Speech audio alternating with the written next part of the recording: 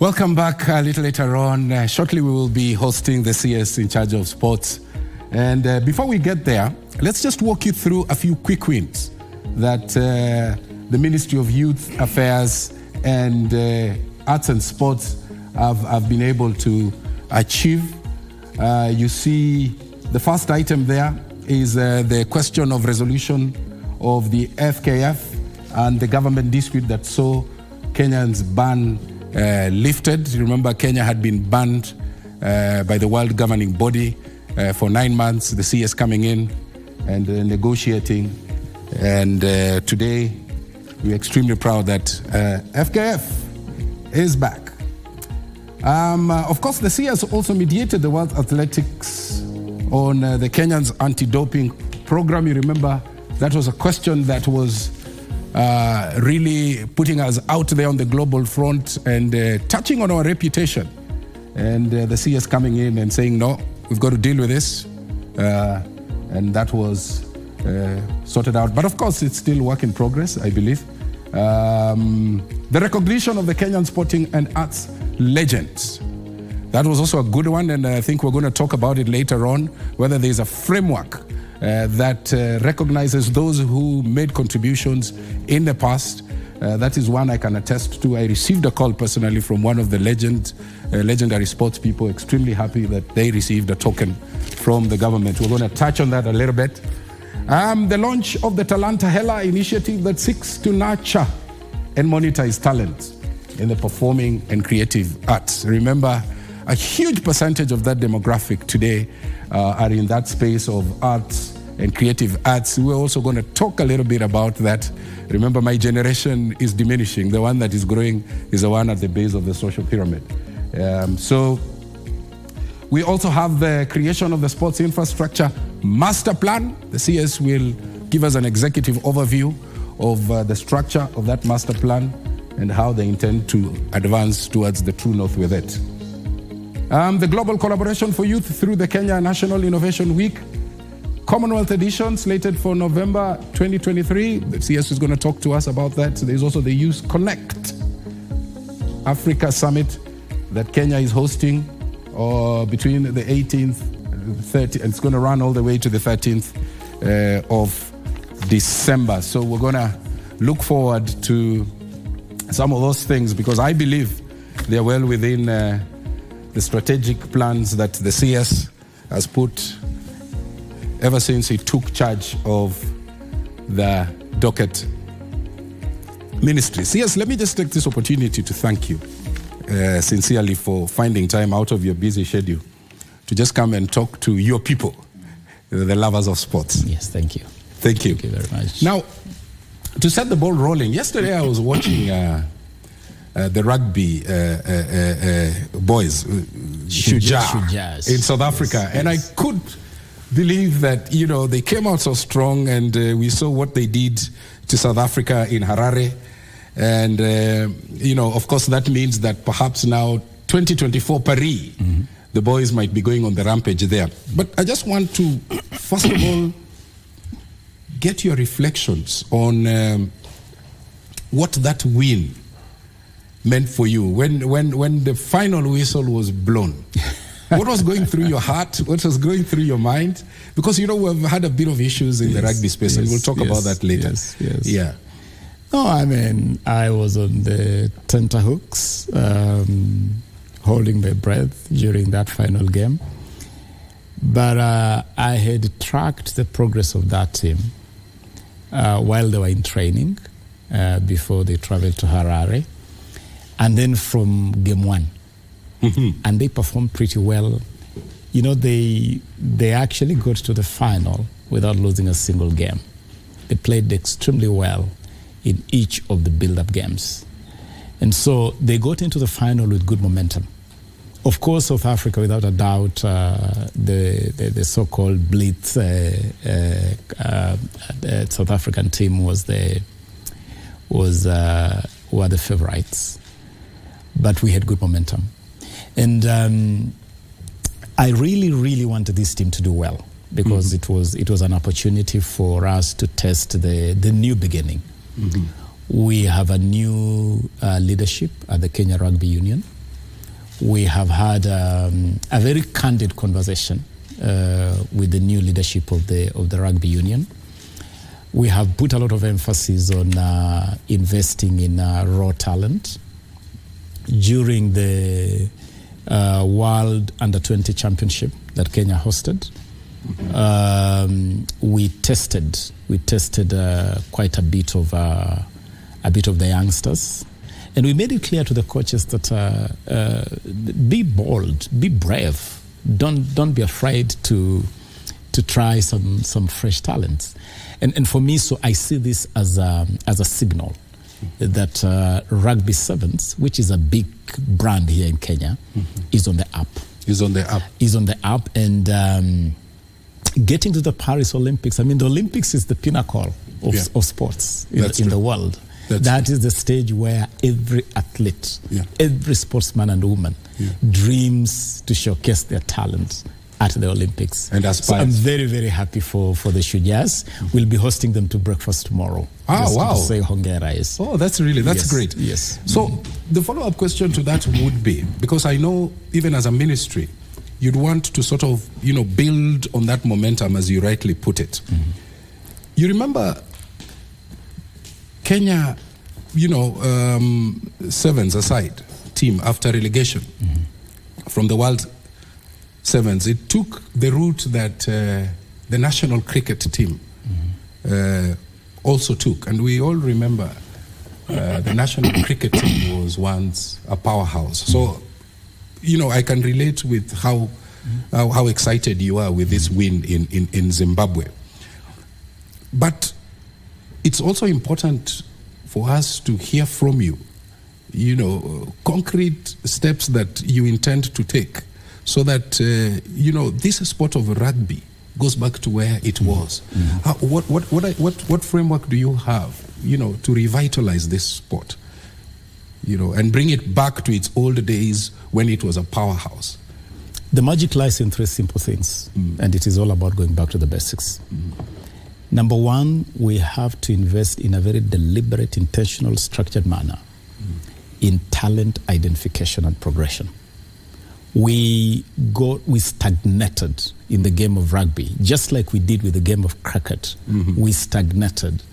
We had this pool of very talented players at one time, some kind of golden generation, the Humphrey Kayanges and that generation.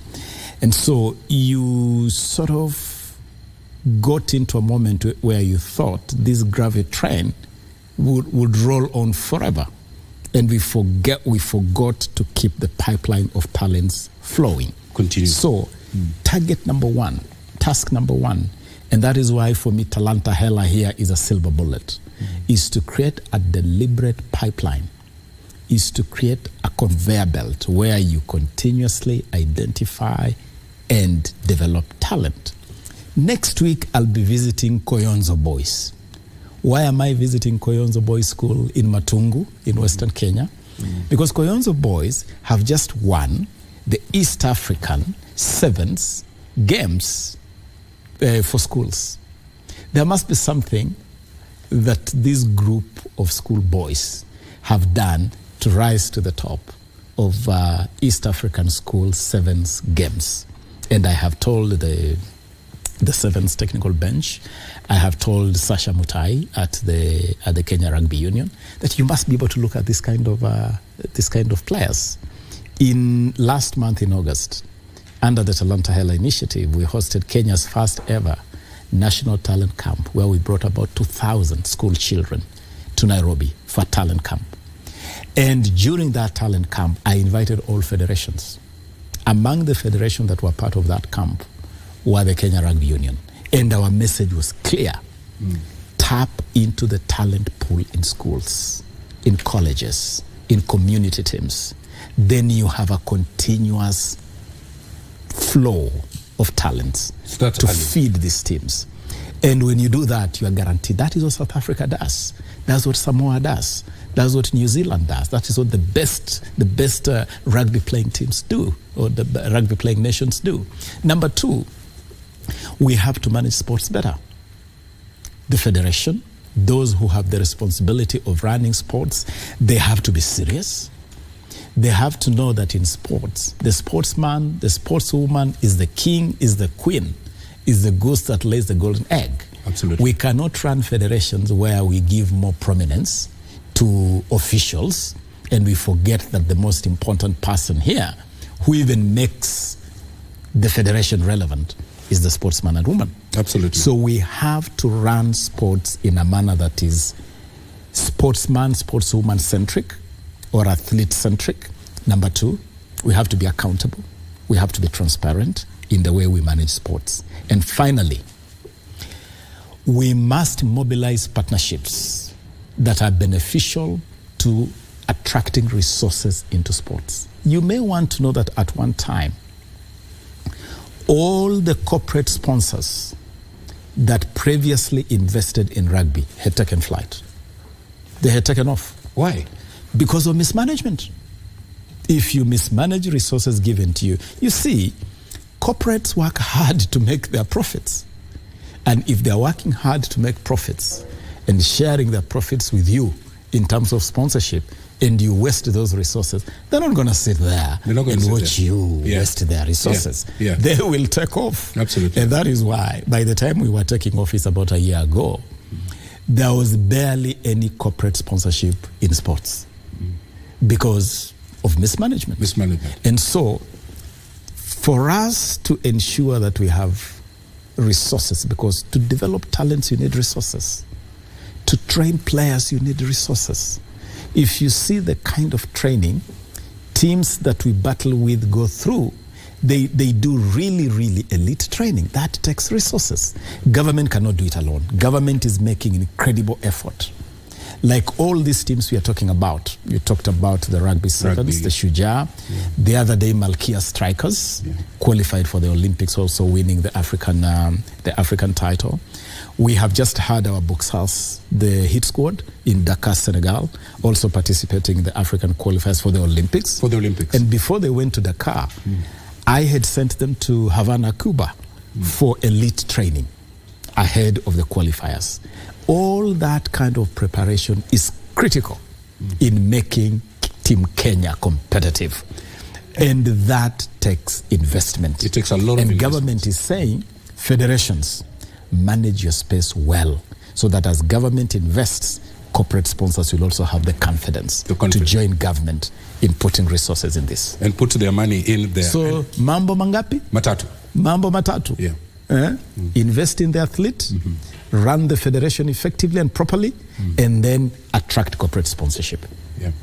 And the three things that I've heard people say about you is that, number one, you have a radical muscle, and you have the diplomacy to effect changes. And at the sports docket, you also have the goodwill, political goodwill from His Excellency the President. And so my next question would be around the federations, because when you took charge at the sports docket, one of the things you promised to do, in fact, somebody reminded me that you read the Riot Act to the federations. So how much ground, because this is 1 year on, do you think your ministry has covered in dealing with the non-compliant federations? Because you have identified where the pain point is. So going forward, what would you tell the country are the things that you have sort of worked on to deal with those who are in conflict with the law, those who are sabotaging the sport, etc., the federations?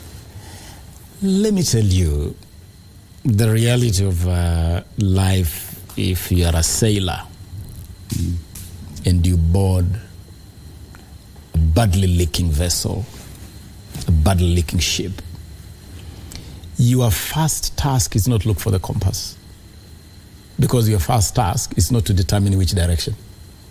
Your first task is to rescue the vessel. You have to first of all find out where is the leak, seal the leak, rescue the ship, steady the boat.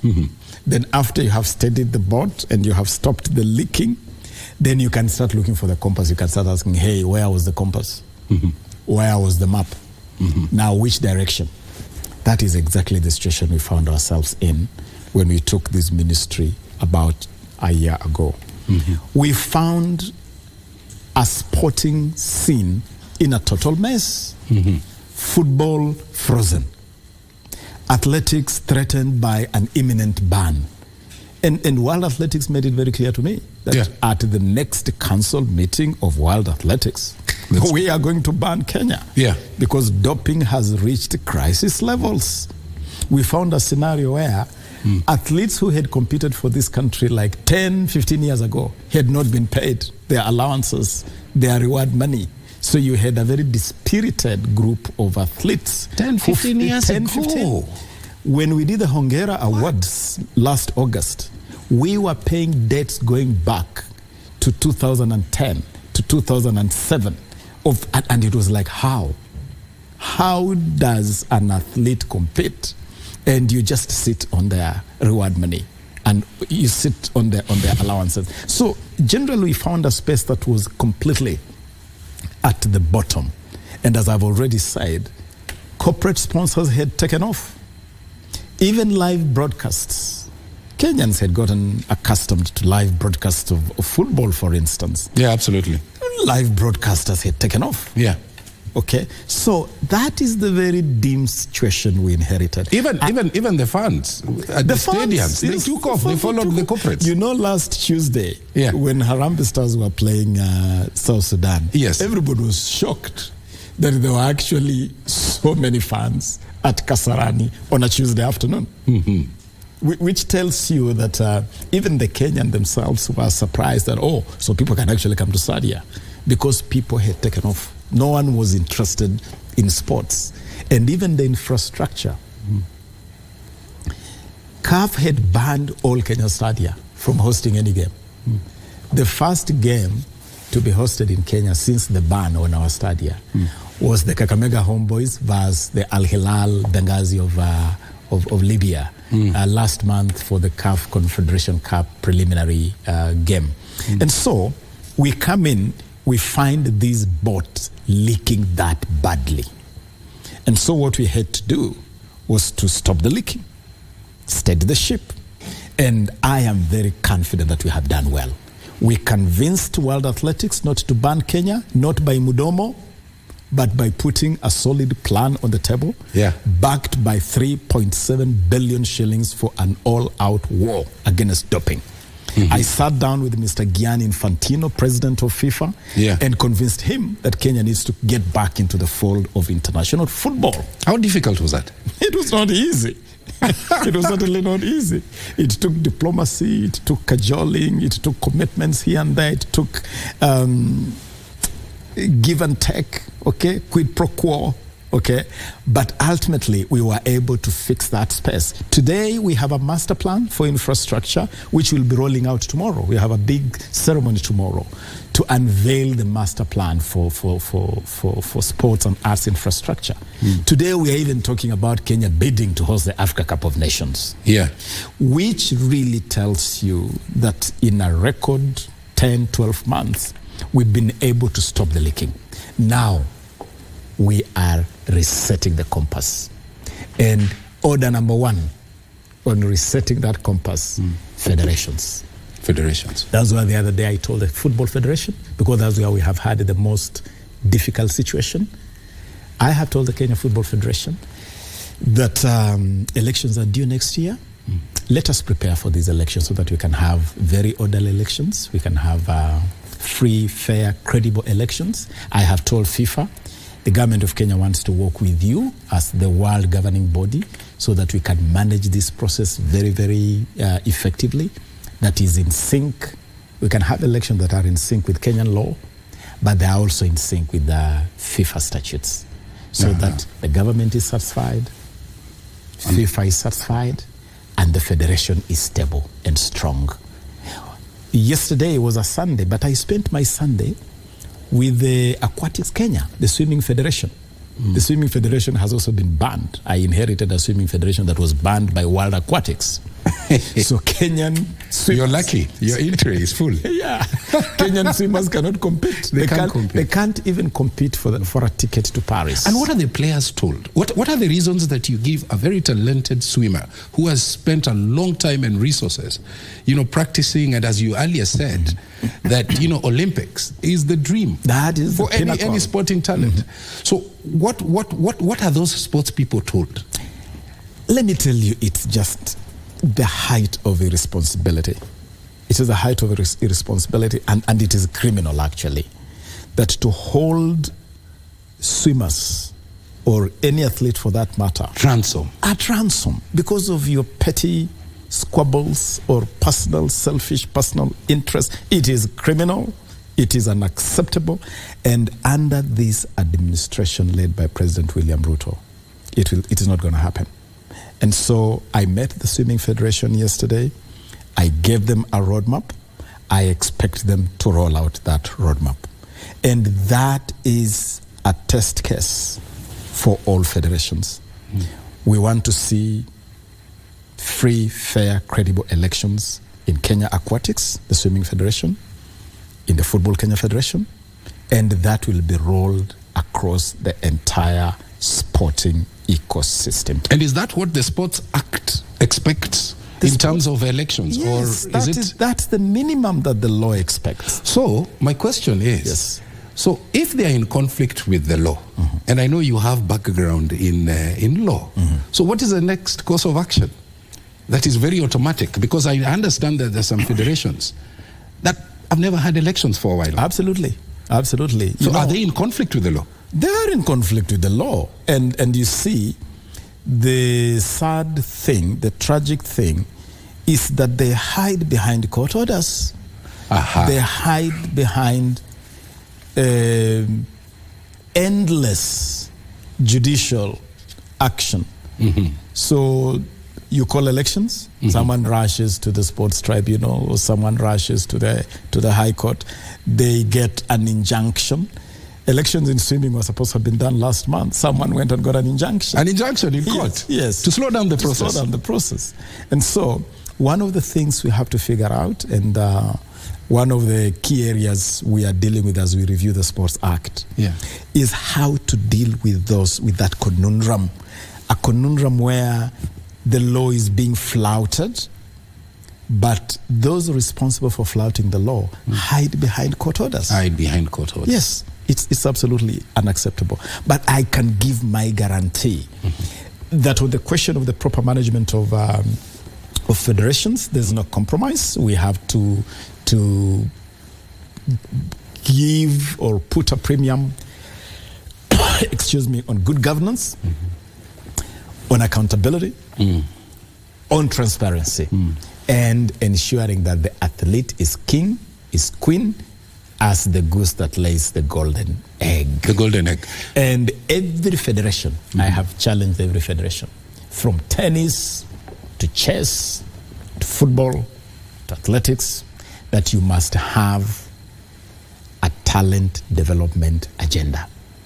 Because we have had a situation where federations think they exist to trot all over the world, attending every little event happening all over the place. So federations will always come to you. Oh, we have an event in Suriname. We have an event in Samoa. We have an event in Canada. But barely do you see a federation coming with a talent development program to tell the ministry, this is our program to develop the next set of talents.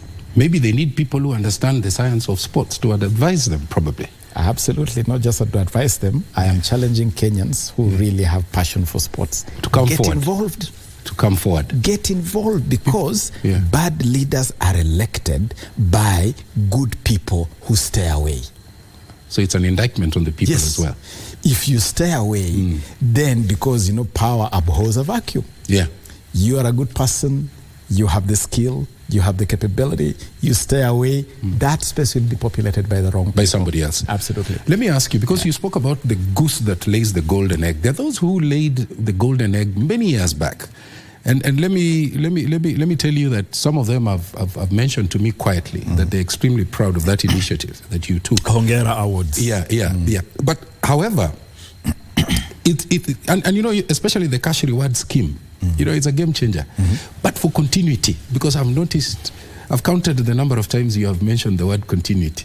Yeah. Yes. It sounds like currency to you. So do you plan to establish a long-term framework that is anchored in policy so that even when you look back 20 years, you say, you know what, I was associated with that. So that these old people who brought glory, the Tikolos, the Odumbes, the Obuyas, okay, they took us to a semi-final in a game that a majority of Kenyans don't even understand the rules. Yes.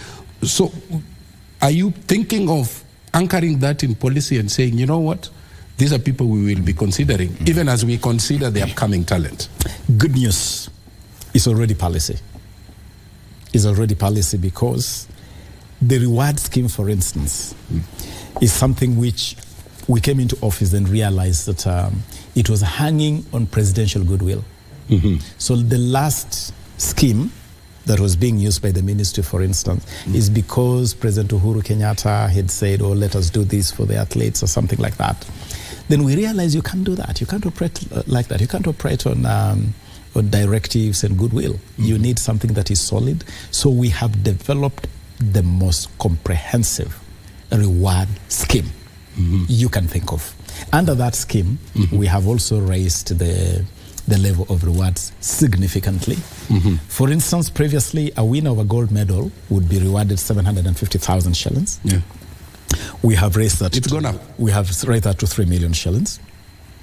Just the other day, when our team arrived from Budapest, Faith Kipyegon, Mary Moraa, gold medal winners, each one of them received 3 million shillings for each gold. Like Faith won 2 gold medals, so she received 6 million shillings, 3 million shillings per gold medal. Okay? Up from the old rate of 750,000 shillings per gold medal. Silver medalists, we raised that from 500,000 to 2 million. Bronze medalists, 350,000 to 1 million. And for breaking a world record, previously there was no scale. So you won a world record, you came, you arrived at JKIA, we did some Isukuti for you, you drank some Rusik, and then you went home. Massaged your ego a little bit. Yes, and then you went home. And then you went back. Today, every world record, 5 million shillings. You win a world record, you get 5 million shillings. Straight. Faith broke 2 world records. She received 5 million shillings for one, and a house worth 6 million shillings for the other. That's 10 million. Absolutely. For smashing a record. Agnes, our latest sensation, young 22-year-old Agnes Ngetich. Agnes just broke the world record in the 10-kilometer road race. We are preparing a ceremony for her. So Agnes, wherever you are, 5 million bob for your world record. She gets to hear it on this show. That's wonderful. And you see, this is now a formal scheme. Yeah. It's a formal scheme. Whether Ababu Namwamba is a cabinet secretary for sports today or not tomorrow, whoever walks into office will find a scheme. A scheme. An established scheme that is now budgeted formally. When we make budgeting for this process, it is in that scheme. One thing we have included in this scheme. One, we cleared all the outstanding arrears. Yeah. I told you that it was embarrassing 10, 15 years ago. It was embarrassing. 10 but years. Most significantly, we also included in this scheme honoring the legends. People like Asati, who ran way back in the 60s, 70s. We were able to honor them. People like Patrick Njiru, the Tikolos, the Odumbes. It was amazing to meet JJ Masiga. JJ Masiga. And you played both rugby and football. Yes. And there's a joke that at some point you forgot when you were playing football. And you carried the ball. and ran with it. But let me ask you, because I know we have, because you also handle the youth docket. And I know there are some artists who are just listening to those numbers, 5 million, 2 million. You know, and they're probably watching this show right now. So my next question is, and we know that for the longest, artists and musicians, you know, they've been crying foul about the amount of monies that they receive in form of royalties. So I want you to tell them, because they are watching, what is your ministry doing to address that long standing issue? The manner in which we have treated our artists, the way in which we have treated our creatives is really shameful, absolutely shameful. I talk to a lot of these artists. The older generation, like my brother and friend Ruben Kigame. I talk to Ruben, and Ruben tells me, I hear my music everywhere. I enter Matatu, someone is playing Huniachi. I watch, I listen to the radio, someone is playing Endanasi, okay? And I just don't see any money. I don't see any money. Why is my creativity all over the place, entertaining everybody, but there is no money? And that can be said for pretty much every artist. And so that whole system of royalties has been very badly handled, but we are fixing it. And we have taken certain measures which are really, really critical. Number one, I have gazetted new tariffs for collecting royalties. Number two, I have put in place a framework for a new tariff called blank tape levy. Blank tape levy is really, really revolutionary and is going to increase the volume of royalties. But perhaps the most significant measure is how the royalties are managed. Previously, you have bodies called collective management organizations, or CMOs. They collect. Okay, on behalf of the artists. On behalf of the artists. Yes. But they collect. But when you look at the manner in which the collections are structured, it is like 90% goes to administrative expenses, and then maybe 5% goes to the goose that lays the golden egg. So the goose that lays the golden egg sometimes gets the grand figure of 490 shillings dropping into your... It is criminal. It is absolutely criminal. The sweat of a young talent? Yes, it is criminal. And whoever does that should actually rot in hell. I can tell you that for real. One of the things we have done, which is really revolutionizing that space, is that I sat the three CMOs together, MCSK, Camp and Prisk, and I told them, if you do collections together and you distribute together, you will drastically cut down on administrative costs of three of you operating separately. And so we signed an MOU. I expect the collections and distribution to be streamlined under that MOU. But the silver bullet is to go fully digital. Fully digital? Yes. Today, before I came to the studio, I was in a meeting to discuss a new digital platform where royalties can be collected digitally and transmitted digitally. That would be a game changer. And we can even lock in. We can lock in to say 80% to the artist, 20% to administrative expenses. Let me ask this before it slips my mind, because it's also related to the points that you're making.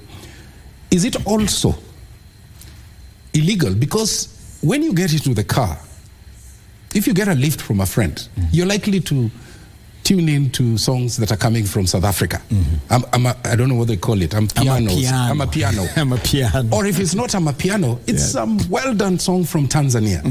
Or if it's not that, it's some Nigerian who has really done some good stuff. So I don't know whether it's there in law that the local radio stations are obligated to assign a certain percentage of the songs that they play, and they should come from our local genres, our local talent.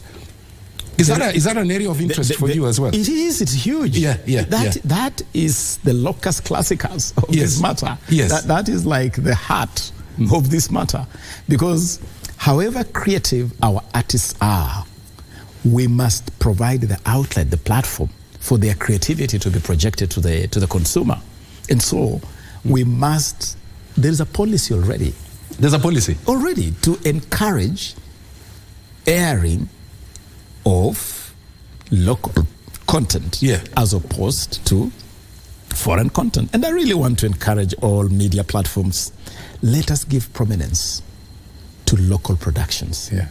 Government on our side will make sure that we want to invest in studios. Yeah. We want to invest in facilities that can enable artists to produce quality productions. Stuff. Yeah. Okay. Yeah. We have struck a deal with TikTok. Mm-hmm. We have struck a deal with I hope you're not shutting TikTok. YouTube. There are no plans to shut it down. No. That was a joke. That was a joke. Yeah, but we are striking deals with Meta, Facebook, YouTube, TikTok for content creation, for monetization of creatives, so that whatever you put on these platforms can also translate into pesa mfukoni for you. But let me ask you. Yes. If we flip it over and also look the artist straight into the eye, because I'm wondering, if there is an event that is themed around a Kenyan theme, taking place in Jamaica, and then we send our artists to go and sing reggae in Jamaica, they will feel shortchanged.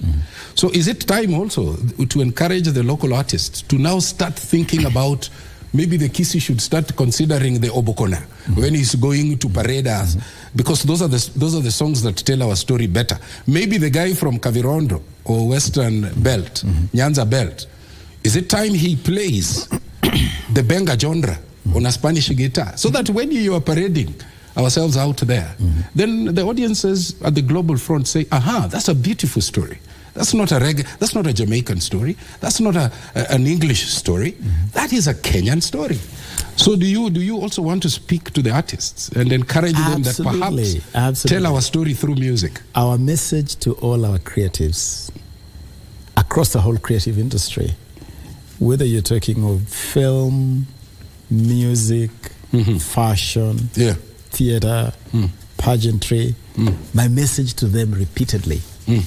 One of the things I did very quickly when I came to office was to host what I call the Creative Summit, where I call all these creatives under the same roof. And the message is simple. Originality, originality, originality is what sells. Originality and sells. authenticity. And authenticity. Yeah. You know the reason why you are crazy about Amapiano? Yeah. Amapiano is a traditional beat of some South African community. Yes. Those Niger beats as original beats. That's of their story. Some Nigerian community. Yeah. So you get excited about the story of another community. Yeah. When in fact, Ohangla is beautiful. Ohangla is beautiful. Wow. Isikuti is beautiful. It's beautiful. Obokano is beautiful. By the way, there are even some viewers who are excited. Can I just read something there? Oh, sure. They're very excited. I wanted to walk there. Yes. I got a bit excited as well. I wanted to go to the smart TV. No, but it's beautiful. And read it out. But let me read it on my phone. Yes. There's this guy who's there's a gentleman here, Gaddafi Mkenya. His is not a comment, but I think he's put it in form of a question. He's asking ask the CS what are his plans on games, sports, trainings across the country. That is the referees, the coaches, etc. And then what are his plans on promotion of games teachers using sports. This is Jara Venilio. He's a games teacher and he's from the Eastern Belt, Machakos, is our Kwitu. But I'll also sneak in my question there. Do you vet? Is there a vetting mechanism on the coaches that we send to train our girls, national girls team like the basketball team, so that we send the message to them that that's a safe space? All right? Sports is a merit-oriented environment. So the girls need to know that their coaches are safe people. So you can tackle those three before I read the next. Okay. Yeah. Now, first of all, on the subject we are talking about authenticity and originality, there should be really no debate. Some of the best productions that have excited the music scene beyond Kenya, beats that we would hear from Maroon Commandos, for instance, okay? Or people like Daudi Kabaka, who made names beyond Kenya, or Fadhil Williams, when you speak of Malaika, okay? It is so authentic Kenyan. It's so original Kenyan. And so, even as you want to modernize your music, you know you can take a music form and modernize it. Yeah. That is what artists like Prince Inda have done, for instance. They have taken the Ohangla bit and just souped it up a bit, and it becomes relevant to the modern market. Now, back to the question on coaches and in that whole space. Sports must be a safe space. There are a lot of young people that are coming through sports. And Talanta Hela is really, really, really about providing a platform for young talents. But as these young talents come through, who is managing them? Who is taking care of them? Who is mentoring them? Who is role modeling for them? You look at some of the athletes that are coming through lately, you see some really young ones. Look at a girl like Faith Cherotich, the bronze medal winner in Budapest in 3,000 meter steeplechase. She's just 19. Imagine. Okay? This Agnes Ngetich that I just mentioned. She's 20? She's 22. 22. She just broke the world record in the 10-kilometer race. Emmanuel Wanyonyi just won the Diamond League final race the other day in 800 meters. He's 20. These are incredibly young people. Simon Koech, who has just won the 3,000 meter steeplechase. Young people, very, very young people. We must make sure that the coaches, the managers, the trainers, the camp managers, where these young people are training, are safe spaces. They are safe spaces. They are safe spaces. So is there a mechanism of, going through, looking at backgrounds? Yes, this is something we have to work with the federations. Yeah. I must admit that this is a conversation we have already started. And it's not just about safety. It is also merit. You need these young people to know that if you are good, you'll have a chance. So that everybody knows there is a fair chance to put on the Team Kenya uniform. The Team Kenya uniform. To wear the national flag colors. And that can only be done by coaches who do not look at any other consideration other than merit. Are there Chapter 6 obligations? Would that be helpful? It would be. And Chapter 6 obligations apply to everybody. Yes. They apply to Ababu Namwamba, the cabinet secretary. They apply to the principal secretary. They must apply to those who head federations and to those who lead camps. Yes, let me read the next one. Na hii watu wote wanakupea tu congratulations. I was thinking somebody would fire Miss Elia. But anyway, there is Korir Nicholas, yes, who's saying, first, I want to congratulate the cabinet secretary for his good work. Secondly, is that why is it necessary in Kenya to corrupt some individuals in order to get to the next level? For example, school activities and sports. Nowadays, they're paying 300K. Whoa, no. There's even a figure. There's even a figure. This is Korir Nicholas. To be selected. Yeah. So it is to be selected. It is something that we have to deal with. Yeah. And even the selection of national teams. And you see, coaches need to know, if you get it wrong with selection, you compromise the performance of the team. So give opportunity to the best there is. You know what is it here? Yeah. This issue that Korir has raised. And remember earlier on, I also gave you my 3. I told you, number 1, you have a radical muscle. Number 2, you have the diplomacy to boot. And number 3, you have the goodwill from HE himself. So when you hear these stories like Korir's, and you couple them with the stories that we had from your predecessor, about the dark corners within the ministry. And these people, I remember even there was a time the HE said, nasikia kuna watu kwa ministries fulani hata wakiwa transferred wanakaa ngo. Yes. But these young folks are looking at you, and there's a sense in which they're feeling perhaps this is our liberator, and they would like to hear from the CS himself what steps he's going to take to dismantle those cartels. Tom, however beautiful an agenda we may have, if we do not dismantle these cartels and scatter them to the 4 winds, it will all amount to nothing. Absolutely. We'll be engaging in a zero-sum game that will not result in anything useful for the country.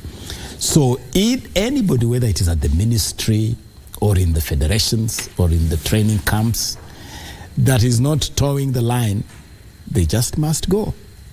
we have to protect the goose that lays the golden egg. That I am very clear.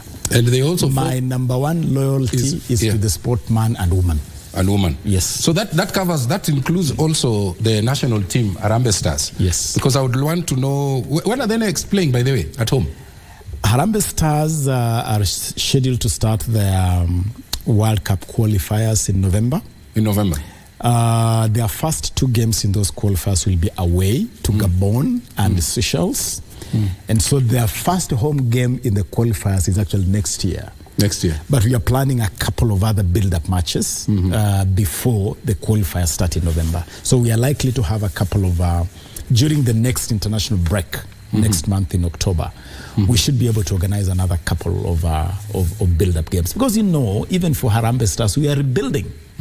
We are rebuilding. COVID devastated football, and then that was followed immediately after with the FIFA suspension. Yeah, by the way. So it's a rebuilding job. So I would tell Kenyans, you watched Harambee Stars play Qatar away in Doha. A few days later, you watched them stumble against South Sudan here at home. I can tell Kenyans that losing to South Sudan is not the most pleasant thing in town. Actually, you can look at it as a new law. Yeah. But for me, as a lover of sports and as a leader in sports, I would rather the national team stumbles in a friendly game. I would rather you make mistakes in a build-up game. Because watch that goal scored against Harambee Stars with South Sudan. It's actually an error by our defender, Akumu. Yeah. He gets that ball, and anybody can make that kind of Harry Maguire kind of errors. you can make that kind of error. So that error happens. It is not intended. Yeah. It's just one of those things that could happen to anybody. But also Waziri, yeah? Yes. Because we also have to look at the psychosocial elements. It's also possible that this player's mind of set, they have some issues, some teething issues that I'm sure will attract your attention. One of the things that I have noticed, and it is one of those things we need to work on, is that Harambee Stars seems to be very tense while playing at home. Again, there could be some issues in the bucket.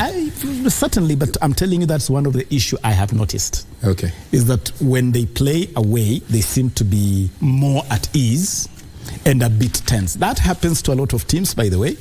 But it is not a disaster. In the same week that Harambee Stars were losing to South Sudan at home, the former World Cup champions, Germany, were being walloped 4-1 by Japan at home.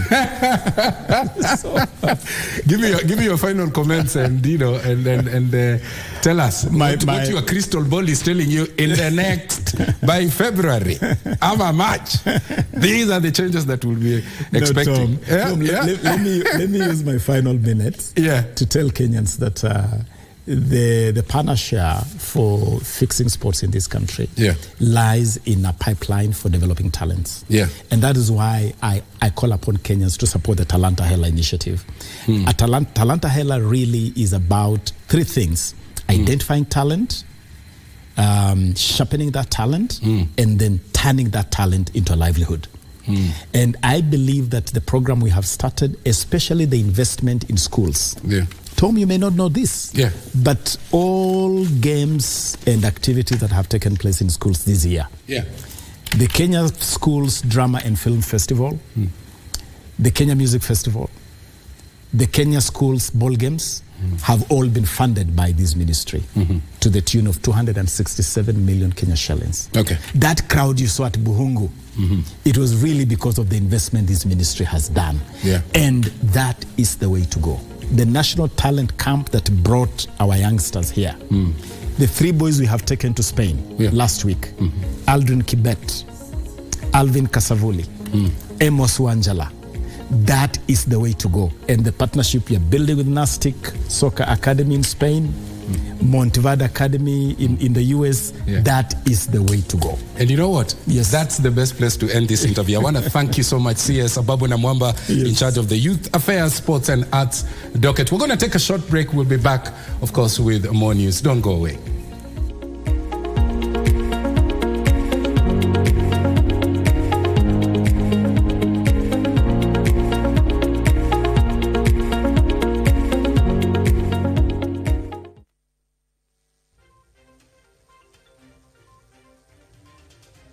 1 year in office, 23 ministries. Time to review the journey